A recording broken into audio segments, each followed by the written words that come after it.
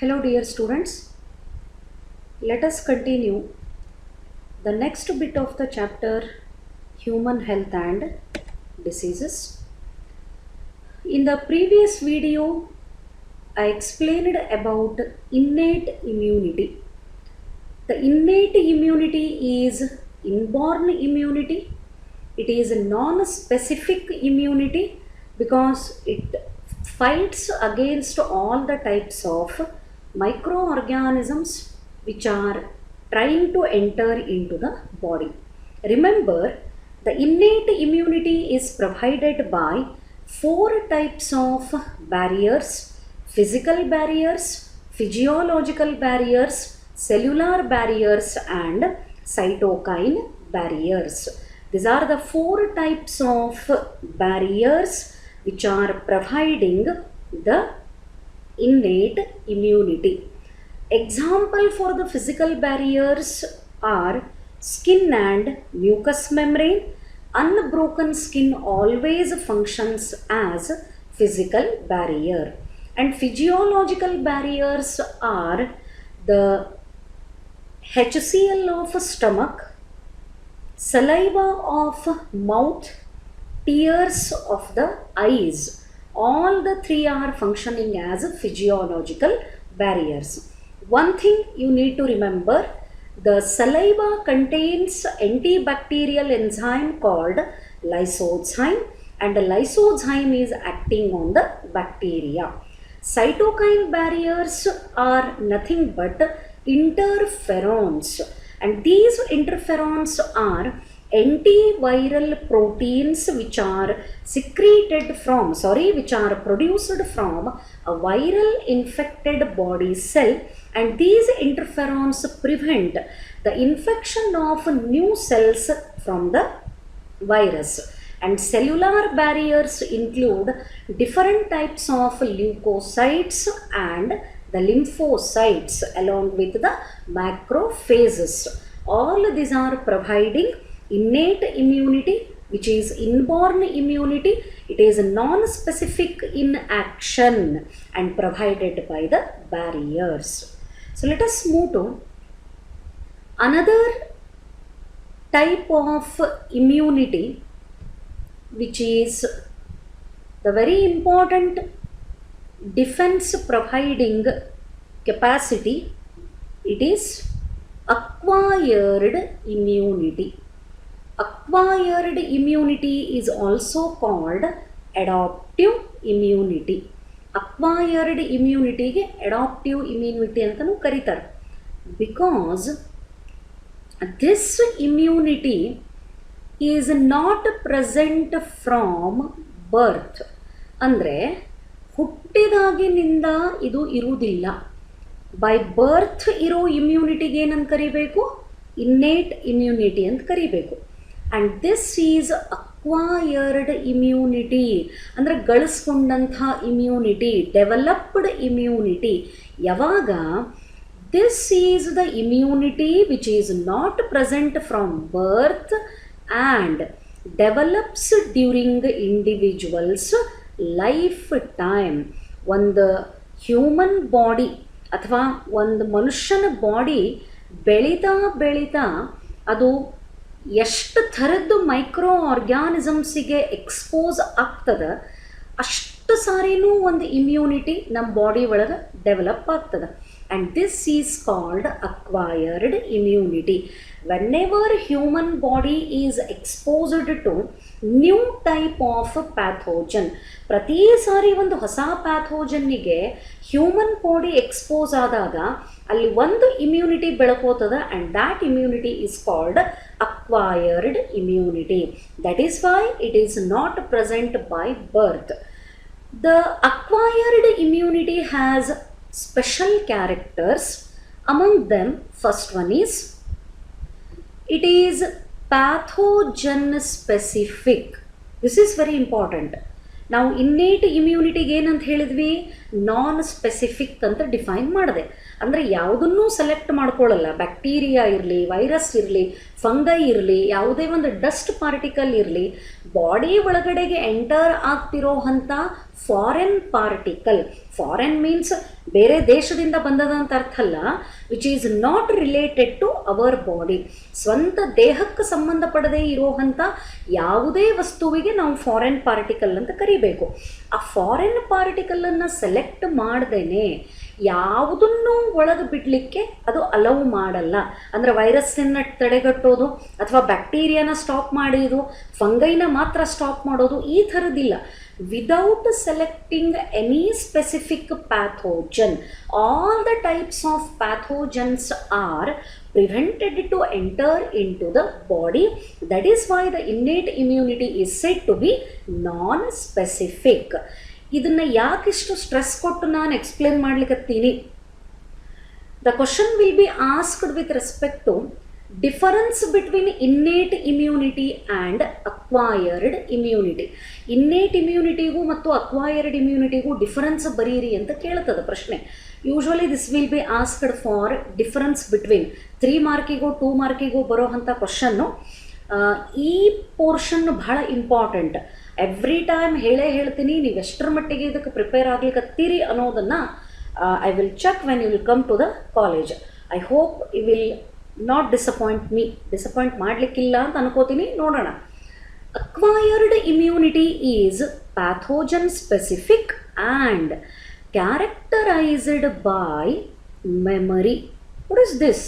ಇದೇನು ವಿಚಿತ್ರ ಹೇಳಿಕತ್ತಾರ ಮೇಡಮ್ಗೋ ಏನೋ ಆಗ್ಯದ ಅಂತ ತಿಳ್ಕೊಬೇಡ್ರಿ.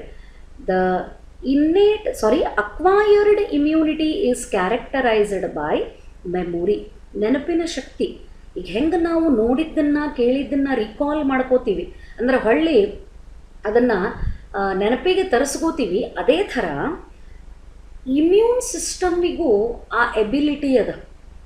If the pathogen is entering a person's body for the first time, ಒಂದು ಪರ್ಸನ್ ಬಾಡಿನ ಒಂದು ಪ್ಯಾಥೋಜನ್ನು ಫಸ್ಟ್ ಟೈಮ್ ಎಂಟರ್ ಆಗ್ಲಿಕ್ಕತ್ತದ ಅಂತ ತಿಳ್ಕೊಳ್ಳೋಣ. ಅದು ಬಾಡಿ ಒಳಗೆ ಹೋದಾಗ ಡೆಫಿನೆಟ್ಲಿ ಅದನ್ನು ಇಮ್ಯುನಿಟಿ ರೆಕಗ್ನೈಸ್ ಮಾಡ್ತದೆ. ಇಮ್ಯುನಿಟಿಗೆ ರಿಲೇಟೆಡ್ ಸೆಲ್ಸು ಅದನ್ನು ರೆಕಗ್ನೈಸ್ ಮಾಡ್ತವೆ. When the same pathogen enters the same person's body for the second time, for the third time, for N number of times. ಈಗ ಅದೇ ಪ್ಯಾಥೋಜನ್ನು ಅದೇ ಪರ್ಸನ್ ಬಾಡಿನ ಮತ್ತೆ ಮತ್ತೆ ಮತ್ತೆ ಮತ್ತೆ ಇನ್ಫೆಕ್ಷನ್ ಮಾಡ್ಲಿಕ್ಕತ್ರೆ ಅಥವಾ ಎಂಟರ್ ಆಗ್ಲಿಕ್ಕತ್ರೆ, at that time the immune cells of the immune system they recognise, ಓ ಇದು ಮುಂಚೆ ಒಂದು ಸಾರಿ ಬಂದಿತ್ತು ಬಾಡಿ ಒಳಗೆ, ಇದು ಫಸ್ಟ್ ಟೈಮ್ ಬರ್ಲಿಕ್ಕತ್ತಿಲ್ಲ, ಇದು ಆಲ್ರೆಡಿ ಬಂದು ಹೋಗಿದ್ದು ಅಂತ ಹೇಳಿ ಅದನ್ನು ರೆಕಗ್ನೈಸ್ ಮಾಡ್ತಾವ. ಈ ರೆಕಗ್ನೇಷನ್ ಎಬಿಲಿಟಿಗೆ ಏನಂತ ಕರೀತದ? This is called memory. So memory is nothing but ability to recognize the same pathogen if it enters a person's body again and again. ಒಂದು ಪರ್ಸನ್, ಒಂದು ವ್ಯಕ್ತಿಯ ದೇಹನ ಅಥವಾ ಒಂದು ಮನುಷ್ಯನ ಬಾಡಿನ ಒಂದೇ ಪ್ಯಾಥೋಜನ್ನು ಮೇಲಿಂದ ಮೇಲೆ ಬಂದಾಗ ಅದು ಮುಂಚೆ ಬಂದಿರೋದನ್ನು ಇದು ರೆಕಗ್ನೈಸ್ ಮಾಡ್ತದೆ. Recognising the same pathogen if it enters the same person's body repeatedly, that recognition ability is called memory. And ಈ ಮೆಮರಿ ಅಕ್ವೈರ್ಡ್ ಇಮ್ಯುನಿಟಿಗೆ ರಿಲೇಟೆಡ್ ಕ್ಯಾರೆಕ್ಟರ್. ಇನ್ನೇಟ್ ಇಮ್ಯುನಿಟಿಗೆ ಈ ಥರದ್ದು ಐಡೆಂಟಿಫೈಯಿಂಗ್ ಕ್ಯಾರೆಕ್ಟರ್ ಅಥವಾ ಐಡೆಂಟಿಫೈಯಿಂಗ್ ಎಬಿಲಿಟಿ ಇಲ್ಲ. So the memory is very important character of acquired immunity. Then coming to the next one, the same thing, when it encounters a pathogen for the first time, ಅಂದರೆ acquired immunity ಒಂದು ಪ್ಯಾಥೋಜನ್ನನ್ನು encounter ಅಂದರೆ ಸಾಯಿಸ್ತದ ಅಥವಾ recognise ಮಾಡಿ ಸಾಯಿಸ್ತದ. For the first time it produces a response and it is called primary response. All these are the very important terms in the chapter. What is primary response? It is the response given by immune system when a pathogen enters the body for the first time, athwa when a pathogen encounters for the first time in the body, the response given by the immune system is called primary response. When immunity encounters a pathogen for the first time, it is called the primary response. And ಈ primary response ಇದ್ರದ್ದು speed ಏನಿರ್ತದೆ, it is little bit low. The intensity of the primary response is little bit low. ಸ್ವಲ್ಪ ಇದು ಸಾವಕಾಶಾಗಿ ರೆಸ್ಪಾನ್ಸನ್ನು ಕೊಡ್ತದೆ. ಯಾಕಿದು ಸ್ವಲ್ಪ ಸಾವಕಾಶ ರೆಸ್ಪಾನ್ಸನ್ನು ಕೊಡ್ತದಂದ್ರೆ, ಯಾಕಂದರೆ ಅದು ಎಂಟರ್ ಆಗಿದ್ದು ಪ್ಯಾಥೋಜನ್ನು ಮೊದಲು ಇಮ್ಯೂನ್ ಸೆಲ್ಸ್ ಜೊತೆಗೆ ಇಂಟರ್ಯಾಕ್ಟ್ ಮಾಡಬೇಕು. ಆಮೇಲೆ ಇಮ್ಯೂನ್ ಸೆಲ್ಸು ಟ್ರಿಗರ್ ಆಗ್ತವೆ, ಅಂದರೆ ಆ್ಯಕ್ಟಿವ್ ಆಗಿ ಕೆಲಸ ಮಾಡಲಿಕ್ಕೆ ಸ್ಟಾರ್ಟ್ ಮಾಡ್ತವೆ. Then they produce the response. ಆ ಪ್ಯಾಥೋಜನ್ನ ಡೆಸ್ಟ್ರಾಯ್ ಮಾಡಲಿಕ್ಕೆ ಏನು ಬೇಕು ಆ ಮೊಲೆಕ್ಯೂಲ್ಗಳನ್ನು ಪ್ರೊಡ್ಯೂಸ್ ಮಾಡ್ತವೆ. For that reason, remember, when a pathogen enters a person's body, always the immune system gives primary response and it takes little bit time. The intensity of the primary response is little bit low. ಒಂದೇ ಸಾರಿ ಯಾವುದೇ ಪ್ಯಾಥೋಜನ್ನು ಒಂದು ಮನುಷ್ಯನ ದೇಹನ ಸೇರಿಕೊಂಡಾಗ ಇದನ್ನು fix ತಲೆ ಒಳಗೆ ಇಟ್ಕೋರಿ. It is the response is called primary response. And primary response ಹೆಂಗಿರ್ತದೆ, ಅದರದ್ದು ಸ್ಪೀಡ್ ಸ್ವಲ್ಪ ಕಡಿಮೆ ಇರ್ತದೆ. ಈಗ ನೋಡೋಣ further. When the further encounter with the same pathogen produces highly intensified or secondary or anamnestic response due to memory of the first encounter. Very simple statement to analyze. ಬಹಳ easy. ಈಗ ನಿಮಗೂ ನೋಡ್ರಿ, ಯಾವುದೋ ಒಂದು ಬಯೋಲಾಜಿಕಲ್ ವರ್ಡನ್ನು ಫಸ್ಟ್ ಟೈಮ್ ಕೇಳಿದಾಗ ಸ್ವಲ್ಪ ನೆನಪಿಟ್ಕೊಳ್ಳಿಕ್ಕೆ ಏನೋ ಒಂಚೂರು ಟೈಮ್ ಬೇಕಾಗ್ತದೆ. It takes little bit more time to remember the new term. But when you become use to it, ಅದಕ್ಕೆ ನೀವು ಬಹಳಷ್ಟು ಒಕ್ಕೊಂಡಾಗ, ಮೀನ್ಸ್ ಅದು ನಿಮಗೆ ಫ್ಯಾಮಿಲಿಯರ್ ಆದಾಗ, ಅದನ್ನು ಒಂದ್ಸರಿ ಇದು ನಾನು ಮೊದಲು ಕೇಳೀನಿ, ನೀವು ಯಾರು ಹೇಳೋದೇ ಬೇಡ, ಅದು ತನ್ನಷ್ಟಕ್ಕೆ ತಾನೇ ಅದು ಬ್ರೈನ್ ಒಳಗೆ ಕಾನ್ಸಂಟ್ರೇಷನ್ ಸೆಂಟರ್ ಒಳಗೆ ತಾನೇ ರಿಕಾಲ್ ಆಗಲಿಕ್ಕೆ ಸ್ಟಾರ್ಟ್ ಆಗ್ತದೆ. ಅದೇ ಸೇಮ್ ಫೆನಾಮಿನನ್ನು ನಾವು ಎಲ್ಲಿ ನೋಡ್ತೀವಿ, ಇಮ್ಯೂನ್ ಸಿಸ್ಟಮ್ ಒಳಗೆ ನೋಡ್ತೀವಿ. The same pathogen, if it enters the same person's body again and again, ಅದೇ ಪ್ಯಾಥೋಜನ್ನು ಅದೇ ವ್ಯಕ್ತಿಯ ದೇಹನ ಅಥವಾ ಅದೇ ಮನುಷ್ಯನ ದೇಹನ ಮತ್ತೆ ಮತ್ತೆ ಮತ್ತೆ ವಿಸಿಟ್ ಮಾಡಿದಾಗ, ಸೇರಿಕೊಂಡಾಗ, ಅವಾಗ ಪಟ್ಟಂತ ರೆಕಗ್ನೈಸ್ ಮಾಡ್ತದೆ. ಆ ರೆಕಗ್ನೇಷನ್ ಕೆಪಾಸಿಟಿಗೆ ನಾ ಏನಂತ ಕರೀತಾರೆ ಅಂತ ಹೇಳಿದೆ, it is called the memory. And because of memory, always when the same pathogen when the same pathogen enters the same person's body, the fast response is given by immune system and it is called secondary immune response, also known as anamnestic response. First time pathogen enter ಆದಾಗ immune system ಕೊಡೋ ಅಂಥ ರೆಸ್ಪಾನ್ಸಿಗೆ primary response ಅಂತ ಕರೀತಾರೆ. ಅದೇ pathogen ಮತ್ತೆ ಮತ್ತೆ ಬಾಡಿನ enter ಆದಾಗ ಇಮ್ಯೂನ್ ಸಿಸ್ಟಮು ಫಾಸ್ಟಾಗಿ ರೆಸ್ಪಾನ್ಸನ್ನು ಕೊಡ್ತದೆ. It is called secondary response. And remember, the secondary response is because of the character of the immune system called memory to recognize the same pathogen if it repeatedly infects the same person's body. ಅದಕ್ಕಾಗಿಯೇ ಯಾವುದೇ disease first time ಬಂದಾಗ ಅದು cure ಆಗಲಿಕ್ಕೆ ಸ್ವಲ್ಪ ಜಾಸ್ತಿ time ತಗೋತದೆ. ಎರಡನೇ ಸರಿ ಅದೇ ಥರದ ರೋಗ ಬಂದರೆ ಅದು ಸ್ವಲ್ಪ ಕಡಿಮೆ ಟೈಮ್ ಒಳಗನೆ ಕ್ಯೂರ್ ಆಗಿಬಿಡ್ತದೆ. That is because of the character of the immune system called memory. Hope this explanation is clear. Primary ರೆಸ್ಪಾನ್ಸದ ಇಂಟೆನ್ಸಿಟಿ ಹೆಂಗಿರ್ತದೆ? ಲೋ ಇರ್ತದೆ. ಸೆಕೆಂಡರಿ ರೆಸ್ಪಾನ್ಸದ ಇಂಟೆನ್ಸಿಟಿ ಅಂದರೆ ಅದರದ್ದು ಆ್ಯಕ್ಷನ್ನು ಅಥವಾ ಅದರ ಸ್ಪೀಡ್ ಹೆಂಗಿರ್ತದೆ? It is very high because of the character of the immune system, that is memory. Then moving to the next one, see innate ಇಮ್ಯುನಿಟಿನ ಕೆಲವು ಸ್ಟ್ರಕ್ಚರ್ಗಳು ಪ್ರೊವೈಡ್ ಮಾಡ್ತಾವು ಅಂತ ನಾನು ಮೊದಲಿನ ವಿಡಿಯೋ ಒಳಗೆ ಹೇಳಿದ್ದೆ. The innate immunity is provided by barriers. Then question is, ಈ ಅಕ್ವೈರ್ಡ್ ಇಮ್ಯುನಿಟಿನ ಯಾವ ಪ್ರೊವೈಡ್ ಮಾಡ್ತಾವ? ಆವಾಗಲಿಂದ ನಾವು ಅಕ್ವೈರ್ಡ್ ಇಮ್ಯುನಿಟಿ ಬಗ್ಗೆ ನಾ ಹೇಳಿಕತ್ತೀನಿ. Then which structures provide acquired immunity are adaptive immunity? The very specific cells of the immune system called B lymphocyte, or we can call it as B cell. ಅದನ್ನು B lymphocyte ಅಂತಲೂ ಕರೀಬಹುದು ಅಥವಾ B cell ಅಂತಲೂ ಕರೀಬಹುದು.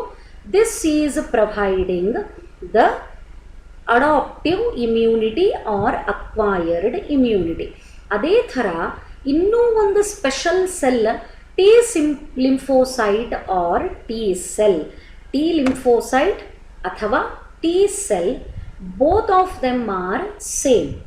ಈ acquired immunity ಅಥವಾ adaptive ಇಮ್ಯುನಿಟಿನ ಇವು ಎರಡೂ ಥರದ್ದು ಸೆಲ್ಸ್ ಪ್ರೊವೈಡ್ ಮಾಡ್ತವ. And remember, both of them are the lymphocytes. The cells which are present in the lymph. What is the lymph? The colorless body fluid.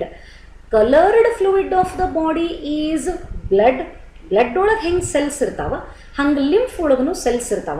ಆ lymph ಒಳಗಿರೋ ಸೆಲ್ಸಿಗೆ ಏನಂತ ಕರಿಬೇಕು? ಲಿಂಫೋಸೈಟ್ ಅಂತ ಕರಿಬೇಕು. ಆ್ಯಂಡ್ ಅದರೊಳಗೆ ಎರಡು ಥರದ ಲಿಂಫೋಸೈಟ್ ಅವ, B lymphocyte and T lymphocyte. So these two are responsible for the acquired immunity or adaptive immunity. So here is the statement. The primary and secondary immune responses are given by the two special types of lymphocytes present in our blood. Of course, they are circulating in the blood, and they are nothing but B lymphocytes and T lymphocytes. Both of them are the structures responsible for acquired immunity or adaptive immunity.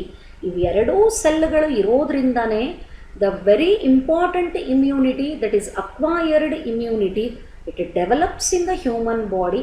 It protects the human body against the disease causing pathogens. Then coming to the next one, the B lymphocytes produce, this you need to remember, B lymphocytes produce a type of specific proteins in response to the pathogens entered into the blood. And these proteins are called antibodies, and they fight with the entered pathogen. So both B and T lymphocytes are providing acquired immunity. Correct? But in what way they are providing the immunity? ಅವು ಯಾವ ರೀತಿ ಇಮ್ಯುನಿಟಿನ provide ಮಾಡ್ತಾವ ಅದ್ರ ಬಗ್ಗೆನೂ ಸ್ವಲ್ಪ knowledge ಇರಬೇಕು. ಯಾವುದೇ ಒಂದು ಪ್ಯಾಥೋಜನ್ನದ ಕಾಂಟ್ಯಾಕ್ಟ್ ಒಳಗೆ ಈ ಬಿ ಲಿಂಫೋಸೈಟ್ ಬಂದಾಗ, see the B lymphocyte if it comes in contact with any pathogen, disease causing organism or foreign particle, ಅವಾಗ ಈ ಬಿ ಲಿಂಫೋಸೈಟಿಂದ ಒಂದು ಥರದ ಸ್ಪೆಸಿಫಿಕ್ ಪ್ರೋಟೀನ್ಗಳು ರಿಲೀಸ್ ಆಗ್ತಾವ. ಆ ಪ್ರೋಟೀನ್ಸಿಗೆ ಏನಂತ ಕರೀತಾರೆ? ಆ್ಯಂಟಿಬಾಡೀಸ್ ಅಂತ ಕರೀತಾರೆ. ಆ್ಯಂಟಿ ಅಂದರೆ ಅಗೇನ್ಸ್ಟ್ ಬಾಡಿ. ಯಾವ ಬಾಡಿ? ಯಾವ ಪ್ಯಾಥೋಜನ್ ಬಾಡಿ ಒಳಗೆ ಎಂಟರ್ ಆಗ್ಯದ, ಈ ಪ್ಯಾಥೋಜನ್ ಅಗೇನ್ಸ್ಟ್ ತಯಾರಾಗೋ ಪ್ರೋಟೀನ್ ಮಾಲಿಕ್ಯೂಲ್ಸ್ಗೆ ಏನಂತ ಕರೀತಾರೆ? ಆ್ಯಂಟಿಬಾಡೀಸ್ ಅಂತ ಕರೀತಾರೆ. And one more very important explanation is antibodies are specific in their action. ಅಂದರೆ ಈಗ ಒಂದು ಆ್ಯಂಟಿಬಾಡಿ ಒಂದು ಎಕ್ಸನು ಪ್ಯಾಥೋಜನ್ ಅಗೇನ್ಸ್ಟ್ ತಯಾರಾಗ್ಯದ ಅಂತ ಇಟ್ಕೊಳ್ಳೋಣ. ಆ ಆ್ಯಂಟಿಬಾಡಿ ಎಕ್ಸ್ ಅನ್ನೋ ಪ್ಯಾಥೋಜನ್ನನ್ನು ಮಾತ್ರ ಡಿಸ್ಟ್ರಾಯ್ ಮಾಡ್ತದೆ. If it is Y pathogen or something else, ತಯಾರಾಗಿರೋ ಆಂಟಿಬಾಡಿಗೂ ಒಳಗೆ ಎಂಟರ್ ಆಗಿರೋ ಪ್ಯಾಥೋಜನ್ನಿಗೂ ಲಿಂಕ್ ಇರ್ತದೆ. Otherwise there will be no action of the antibodies. Action of the antibodies is always specific. That is why the acquired immunity is said to be specific in action. ಇದು ನಾನ್ specific action ಮಾಡೋದೇ ಇಲ್ಲ. ಯಾವ pathogen ಒಳಗೆ enter ಆಗ್ಯದ ಅದರ surface ಮೇಲೆ antigens ಇರ್ತಾವೆ. ಈ ಆಂಟಿಜನ್ಗಳನ್ನು ಯಾವುದು ರೆಕಗ್ನೈಸ್ ಮಾಡ್ತದ? The antigens are recognized by B lymphocyte. ಪ್ಯಾಥೋಜನ್ನದ ಬಾಡಿ ಮೇಲೆ ಇರೋಂಥ ಆಂಟಿಜನ್ಗಳನ್ನು, ಫಾರೆನ್ ಪಾರ್ಟಿಕಲ್ಗಳನ್ನು ಯಾವುದು ಐಡೆಂಟಿಫೈ ಮಾಡ್ತದ? ಬಿ ಲಿಂಫೋಸೈಟ್ ಐಡೆಂಟಿಫೈ ಮಾಡ್ತದೆ. It gets activated. ಆ ಆಂಟಿಜನ್ನದ ಜೊತೆಗೆ ಕಂಬೈನ್ ಆಗಿ ಬಿ ಲಿಂಫೋಸೈಟ್ ಏನಾಗ್ತದೆ? ಆಕ್ಟಿವೇಟ್ ಆಗ್ತದೆ. Once the B lymphocyte is activated against the antigen, it undergoes division to produce two types of the cells. One is B memory cell and another is plasma B cell. ಎರಡು ಸೆಲ್ಗಳನ್ನು ಇದು produce ಮಾಡ್ತದೆ. In the tomorrow video I am going to give the schematic representation. ಇದು ಹೆಂಗೆ work ಮಾಡ್ತದೆ ಅನ್ಲಿಕ್ಕೆ ನಾನು schematic ರೀಪ್ರೆಸೆಂಟೇಷನನ್ನು explain ಮಾಡ್ತೀನಿ. ಇಲ್ಲಿ ನೀವು ನೆನಪಿಟ್ಕೋಬೇಕಾದಂಥ ಒಂದು ಇಂಪಾರ್ಟೆಂಟ್ ಸ್ಟೇಟ್ಮೆಂಟ್ ಏನು ಅಂದರೆ, ಪ್ಯಾಥೋಜನ್ಸದ ಸರ್ಫೇಸದ ಮೇಲೆ ಬಹಳಷ್ಟು ಆಂಟಿಜನ್ಗಳು ಪ್ರೆಸೆಂಟ್ ಇರ್ತಾವೆ. ಆ್ಯಕ್ಚುಯಲ್ ಆಗಿ ಈ ಆಂಟಿಜನ್ಗಳ ಇರೋದ್ರಿಂದನೇ ಈ ಬಿ ಲಿಂಫೋಸೈಟ್ ಏನು ಮಾಡ್ತದೆ? ಈ ಪ್ಯಾಥೋಜನ್ನನ್ನು ಐಡೆಂಟಿಫೈ ಮಾಡ್ತದೆ. ಒಂದು ಸಾರಿ ಬಿ ಲಿಂಫೋಸೈಟು ಪ್ಯಾಥೋಜನ್ನದ ಮೇಲೆ ಇರೋಂಥ ಆಂಟಿಜನ್ನನ್ನು ರೆಕಗ್ನೈಸ್ ಮಾಡಿತು ಅಂದರೆ ಅವೆರಡೂ ಕಂಬೈನ್ ಆಗ್ತವ. The B lymphocyte is activated. Activated B lymphocyte undergoes the division to produce B memory cells. ಎದಕ್ಕೆ ಬೇಕು memory cells? To provide the secondary immune response. ಅಂದರೆ ಮತ್ತೆ ಅದೇ ಪ್ಯಾಥೋಜನ್ನು ಅದೇ ಹ್ಯೂಮನ್ ಬಾಡಿನ ಎಂಟರ್ ಆದಾಗ it has to give the quick response. For that purpose the memory cells are produced in the immune system. The same activated B lymphocyte it produces one more cell called the plasma cells. ಈ plasma cells ಕೆಲಸ ಏನು ಮಾಡ್ತಾವ? The function of the plasma cells is production of antibodies.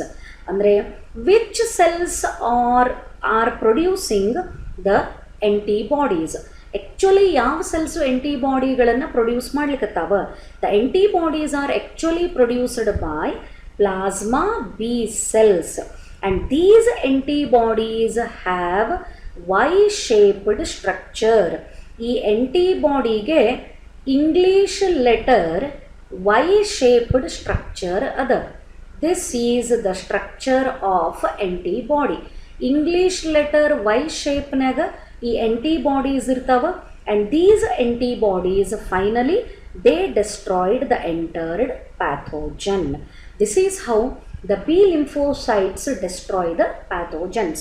ಅಂದರೆ B ಲಿಂಫೋಸೈಟ್ಗಳು ಪ್ಯಾಥೋಜನ್ನನ್ನು destroy ಮಾಡಬೇಕಾದ್ರೆ ಅವು ಏನನ್ನು ಪ್ರೊಡ್ಯೂಸ್ ಮಾಡ್ಲಿಕ್ಕತ್ತಾವ? They are producing the specific proteins called antibodies. Then T lymphocyte ಹೆಂಗೆ ಫಂಕ್ಷನ್ ಮಾಡ್ತದೆ ಗೊತ್ತಾಗಬೇಕಲ್ಲ. The T lymphocytes themselves do not secrete antibodies. This you have to remember. Only B lymphocytes are producing the antibodies. T lymphocyteಗಳಿಂದ ಯಾವುದೂ ಆಂಟಿಬಾಡಿ ಬರಲ್ಲ. But ಅವು ಏನು ಮಾಡ್ತಾವ? They help the B lymphocytes to produce the antibodies. B ಲಿಂಫೋಸೈಟಿಂದ ಆಂಟಿಬಾಡಿನ produce ಮಾಡೋಕ್ಕೆ ಯಾವುದು ಹೆಲ್ಪ್ ಮಾಡ್ತದ? ಟಿ ಲಿಂಫೋಸೈಟ್ಸು ಹೆಲ್ಪ್ ಮಾಡ್ತಾವ. This is about the method of action of the B lymphocyte, which is the part of acquired immunity or adaptive immunity. Then how this B lymphocyte is activated, antigen ಅಂದರೆ ಏನು, plasma cells ಹೆಂಗೆ ಕೆಲಸ ಮಾಡ್ತಾವ, ಎಂಟಿಬಾಡಿ structure ಏನದ, ಯಾವ ಇಮ್ಯುನಿಟಿನ B lymphocytes provide ಮಾಡ್ತಾವ, all these things I am going to explain in the tomorrow video. ಇವತ್ತು for the first time after lockdown ಯಾವ ವಿಡಿಯೋ ಒಳಗೂ ಫೇಸ್ ನೋಡಿಲ್ಲ, ಇವತ್ತು ನೋಡಿ ಮತ್ತು ಗಾಬರಿ ಆಗಬೇಡ್ರಿ. I am same Kulkarni madam, ಇವರ್ ಬಯಾಲಜಿ ಲೆಕ್ಚರರ್. ಯಾಕೆ ಮುಖ ತೋರಿಸ್ಲಿಕ್ಕತ್ತೀನಿ ಅಂದ್ರೆ ಒಂದೇ ಸಾರಿಗೆ ಕಾಲೇಜಿಗೆ ಬಂದಮೇಲೆ ಮತ್ತು ನೀವು ಯಾರು ಏನು ಸಬ್ಜೆಕ್ಟ್ ಹೇಳ್ತೀರಿ ಅಂತ ಕೇಳಿಗಿಳಿರಿ ಎಲ್ಲರೇ. Try to remember the subject practice is very important. ಇನ್ನೂ ಟೈಮ್ ಅದ, ಕಾಲೇಜ್ ಓಪನ್ ಆಗೋವರೆಗೇನು ನೀವು ಪ್ರಾಕ್ಟೀಸ್ ಮಾಡಲಿಕ್ಕೆ ಬೇಕು, ಆನ್ಸರ್ಗಳನ್ನು ಪರ್ಫೆಕ್ಟಾಗಿ ಬರೀಲಿಕ್ಕೆ ಬೇಕು, ಆ್ಯಂಡ್ ನೀವು ಮಾಡ್ತೀರಿ. You have that ability, I am very much sure about that you will do very good result. So second PUC is very important. Don't waste the time. You have sufficient time for the practice. Don't neglect the words. ಏನು ಹೇಳ್ತಾಳೆ madam ಹಾಗೆ ಅಂತ ಹೇಳಿ neglect ಮಾಡಬೇಡ್ರಿ. Make the practice of all the diagrams, schematic representations, life cycles and 5 mark questions.